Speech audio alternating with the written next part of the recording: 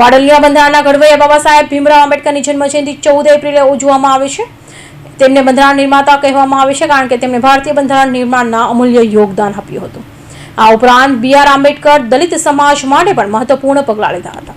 ત્યારે આજરોજ બાબા સાહેબ આંબેડકરની 133મી જન્મજયંતિ સુરત જિલ્લા ભાજપ દ્વારા ઉજવણી કરવામાં આવી હતી. બારડોલીના તલાવડી ખાતે બાબા સાહેબ આંબેડકરની પ્રતિમાને હાર પહેરાવી યાદ કરવામાં આવી હતા અને તેઓને જય જયકાર કરવામાં આવ્યો હતો.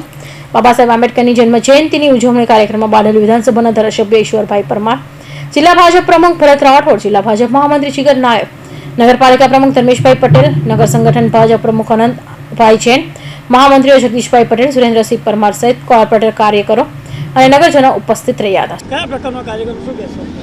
ડૉક્ટર બાબા સાહેબ આંબેડકરની જન્મ જયંતિ સમગ્ર દેશની અંદર ભારતીય જનતા પાર્ટી દ્વારા જોરશોરથી મનાવી રહ્યા છે અને ભારતીય જનતા પાર્ટી આજે સમગ્ર દેશની અંદર આખા દિવસના ઘણા બધા કાર્યક્રમો સેવાકીય પ્રવૃત્તિથી લઈ એમને પ્રતિમાને ધોઈ અને ફૂલહાર કરી અને એમણે જે બંધારણ માટે ભારત દેશને જે બંધારણનું ભેટ આપી છે એ ખૂબ અમૂલ્ય એવી ભેટ ભારત દેશના નાગરિકોને આપી છે.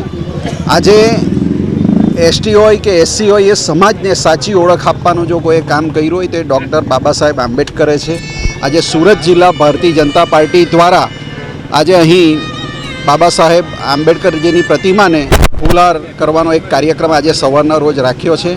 આજે દિવસ દરમિયાન પણ આવા ઘણા બધા સેવાકીય પ્રવૃત્તિના કાર્યક્રમો આજે સુરત જિલ્લામાં થનાર છે. Suresh Rathod, Hind TV news, Bardoli.